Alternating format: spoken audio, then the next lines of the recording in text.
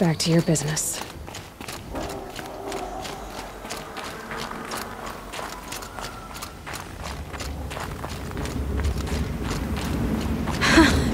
I'd do that again, if it weren't so much work to get back up there.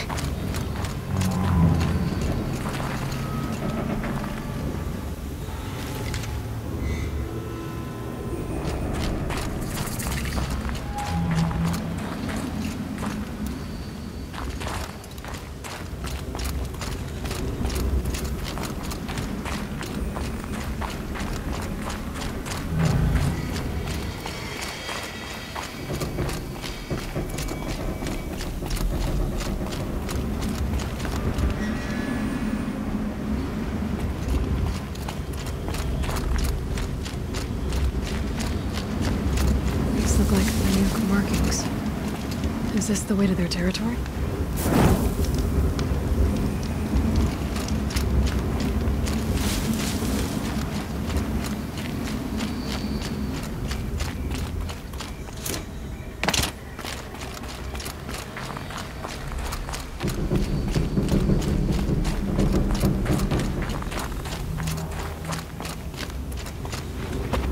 Scrabbling a bit.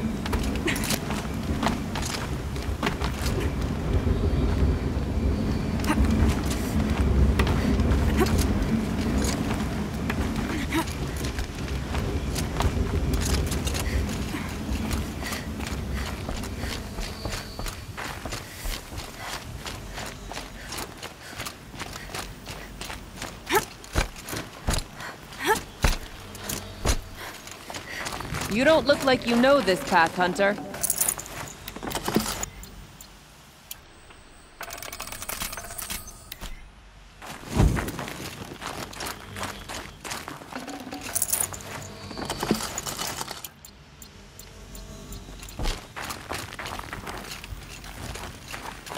Seems you're a long way from anything. Where does this trail lead? For me, it leads south. Away from the Banuk. Past the Grave Horde. Banukai, watch over me. This is the quickest way out of the cut, instead of going all the way through Oseram territory. And take it from me, you want a quick way out of the cut. I haven't even arrived yet. Why would I want to leave? Strange machine attacks? A curse on the mountain? It's enough to make me look forward to Meridian. You're going to Meridian? Yes. I was named an envoy to the Karja King's court. No one else wanted to do it. It's not so bad. I just recount the songs from Ban-Or, and the Karja draw their funny little glyphs. I tell them of the machine's growing anger, and the Karja King still offers aid, even though he knows the Banuk will not accept it. What kind of strange machines? And what kind of curse? Machines tougher and crazier than anything in the south, I heard. And smoke comes off the mountain like a funeral pyre all day and night. But like I said, I just pass through now. What sort of place is the cut? It's on the edge of everywhere. The edge of Bon-Or, the edge of the mountains, the edge of other tribes' territories. It suffered in the war with the Karja. But it suffered before that too.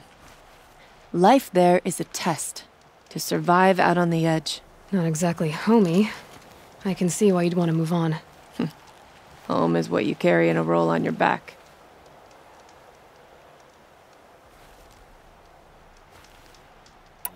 Well, thanks for the warning. I'm curious about these machines, though. And the warning rolled off you. I understand. You adventurers are all alike. Good luck.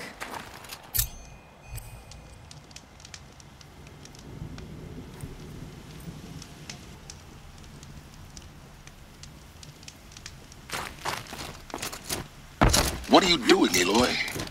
This path leads to the cut. The Banuk have nothing to offer besides useless mysticism. The Eclipse won't stand idle while you waste time playing in the snow. Return to your desk. Surprised you're still checking up on me. I thought you had moved on. Well, forgive me for still being concerned with the fate of the world. I was thinking, Banuk shamans thread blue cables through their skin, right? Kind of like someone else we know, huh? So maybe the real reason you want me to stay clear of the Banuk is to stay clear of your past. It's not the past that concerns me, Aloy. It's the future, or possible lack thereof. Which is why you should stop prattling and get back to what matters. But as usual, you'll do as you wish. Touchy.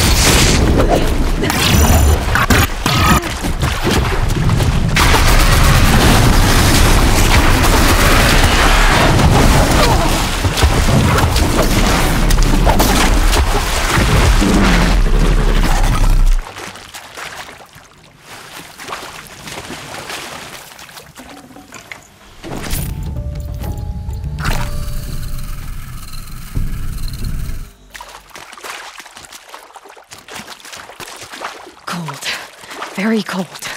I get it.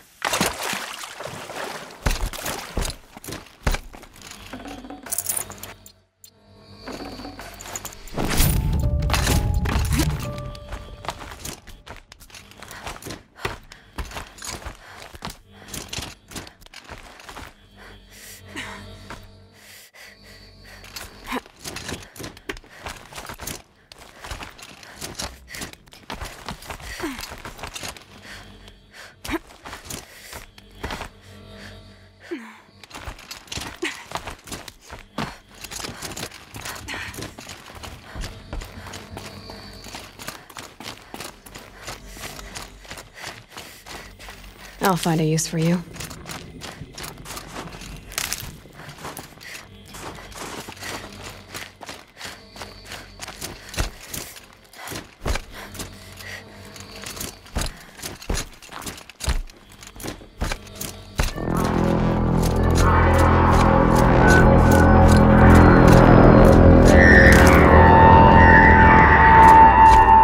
Outlander on the mountain! Okay, that's a welcome, I guess.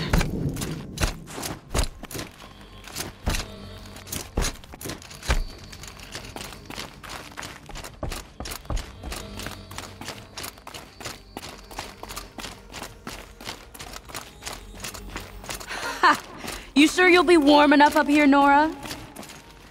I've worked up a sweat from the climb.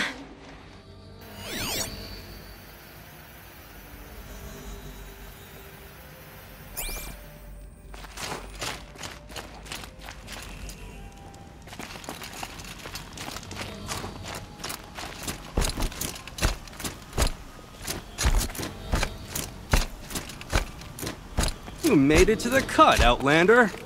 Not that you'll stay long. This is Song's Edge, biggest settlement in the cut.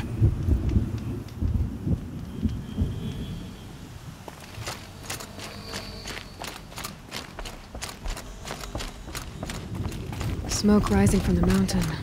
And the village, too. What's it for?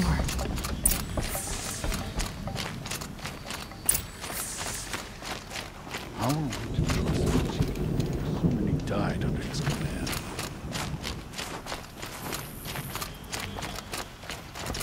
Who knows better how to...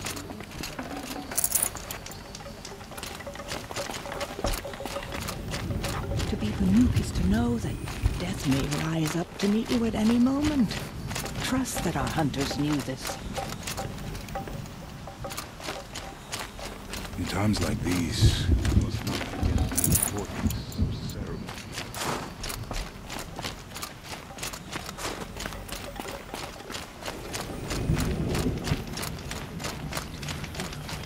Must be something big going on. Most of the village is moving towards that smoke. About the march, I would follow it. You must realize the toll we've taken.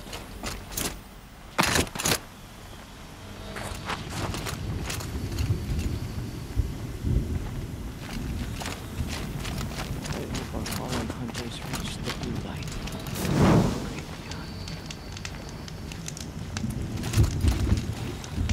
Banuk is to know that death may rise up to meet you at any moment. Trust that our hunters knew this. Rhea's been gone a long time, but she will return.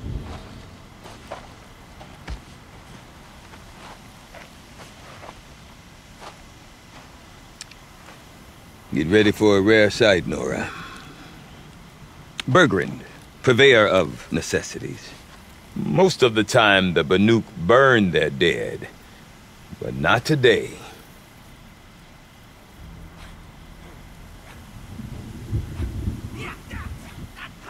Because the bodies couldn't be recovered.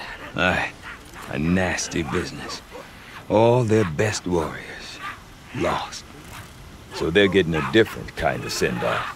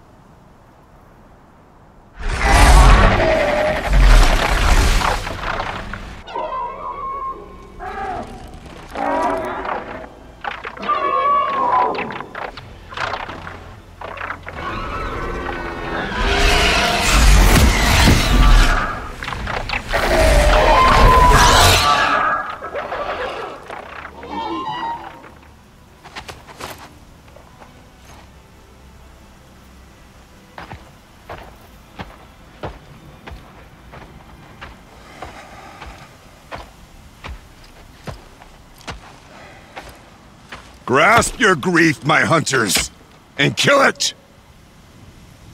For our kin sees the fate all Banuk long for, falling with their spears striking steel. Their struggle is over now. You have witnessed their spirits rise up into the blue sky and beyond to the blue light.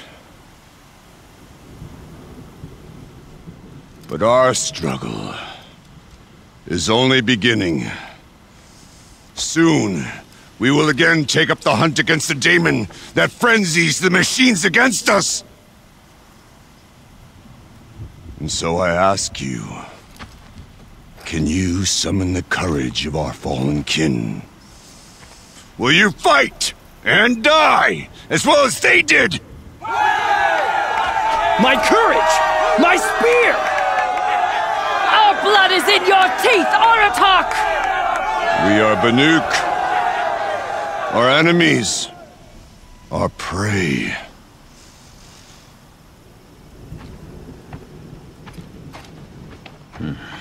The daemon. That frenzies the machines. Machines that wiped out their best. And what do they want to do? Go back up there. Fools. A little advice, for free. Aloy. Aloy. I've been up here for 2 long winters, and I still can't make sense of the Banuk. Take this ruckus.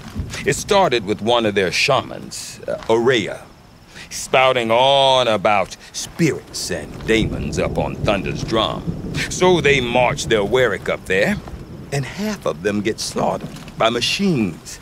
When Aurea vanished, I thought the crazy might have gone with her, but no. Here's Big Aratak, gearing them up to do it all over again. What is it about the Banuk you can't make sense of? Well, everything's a test to them.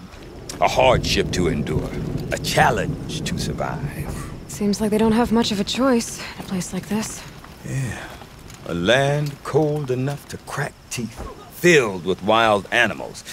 You think they'd accept a little reasonably priced aid. Well, believe me, I've tried to convince them. But a Banuk with nothing left to prove might just lie down and die.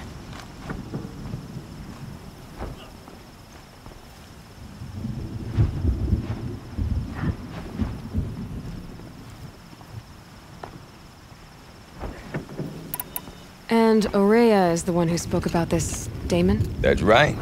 Told Aratak and the others that it lives up on Thunder's drum. And they believed her. But you don't. Look, I don't know what Aurea found up there. A shaman's not going to talk to an outlander. The machines in the cut are getting more vicious, that's a fact. It could be because of the daemon, or it could be because they all got indigestion, for all I know. But Aurea's not around to explain. She took off, and no one knows why.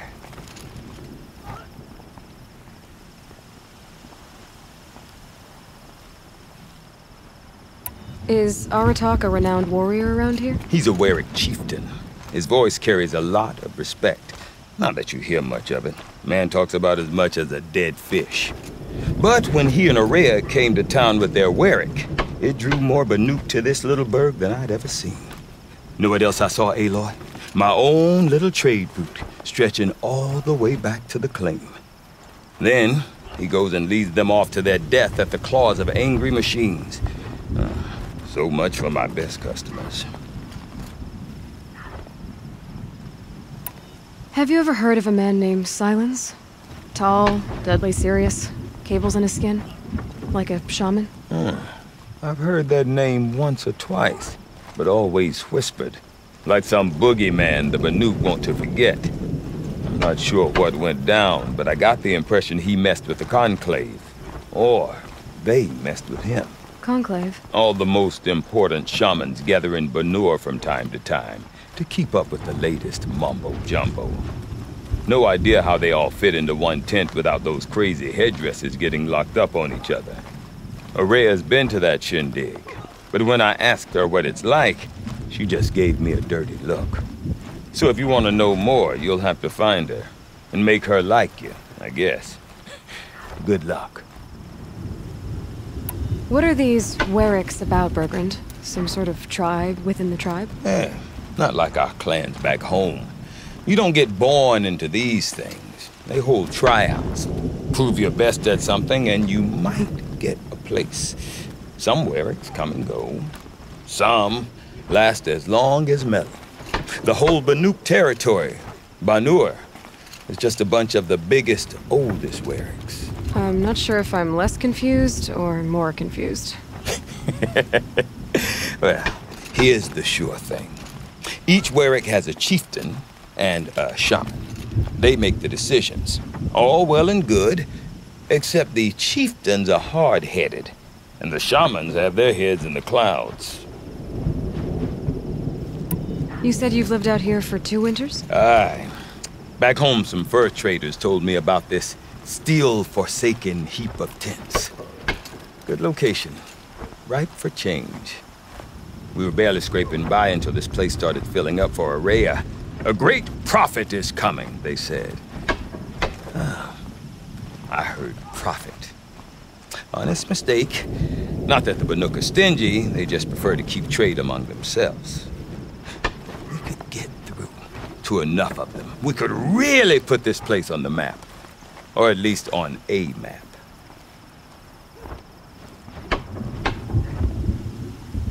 We? Me and my daughter. My assistant, Barja. My assistant and my daughter. We seem to get along better as business partners.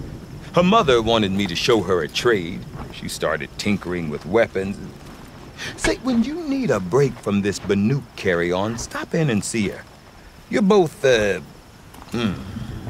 do I put it? Women? No, independent. Look for her at Long Notch, the easternmost Banook camp.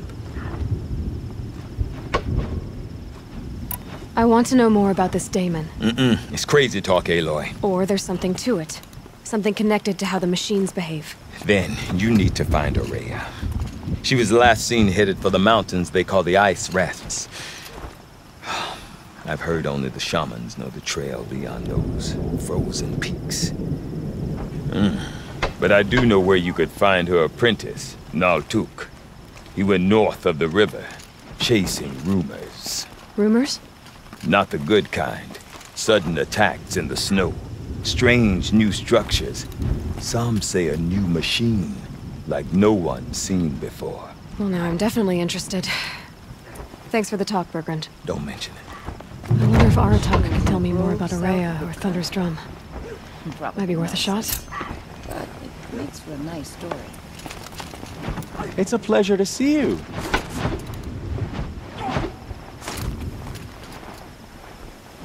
Zakuli is a prickly sort, but I suppose she can afford to. I do not want to hear this talk from you again. Doubt is heavier than a week's snow. Forgive me, my chieftain. We will be ready for the next attempt. But this will not be an attempt. It must be done. Do you understand? My chieftain. Good. Outlander, I suppose you wish to speak? Araya knows about this daemon. Where would I talk to her? She does a shaman's work. That is not for the eyes and ears of others. Certainly not an Outlander's. This daemon you talked about. If you are hardy enough, you can venture out and see the signs yourself. It has changed the machines, made them fiercer, stronger. But what is it? A matter for the shamans to debate. There are other Weraks in Song's Edge too? Yes. The village has its own life for all Banook who need trade or shelter. After the war ended, it sprang up from what was once a campsite, quick as the bloom between frosts. Perhaps it will last, until the Karja seek war again. Did your Werik come from this place? No, we rallied most of our hunters from across Banur to face the threat of the daemon. But I was born here, and stayed to fight the Karja when others retreated into the mountains. A few of my old warriors remained with me, those who survived. Did your Warwick come from this place? No, but I was born here. A few of my... You're set on going back to the mountain? I put my word to it. Even with the risks being so great? The risk of what? Death? It would be a worse fate to bow our heads to the challenge. And say too much.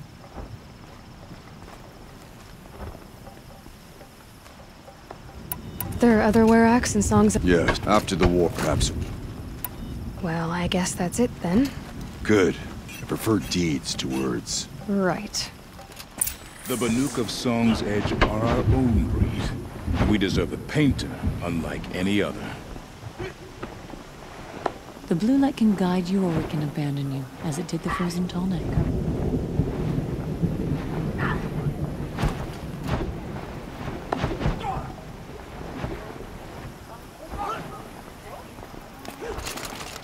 The Osram.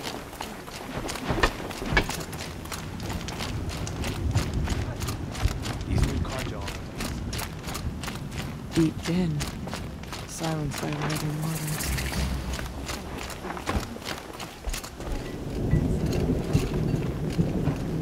You seem sad, stranger. I heard you mention a flood? Yes.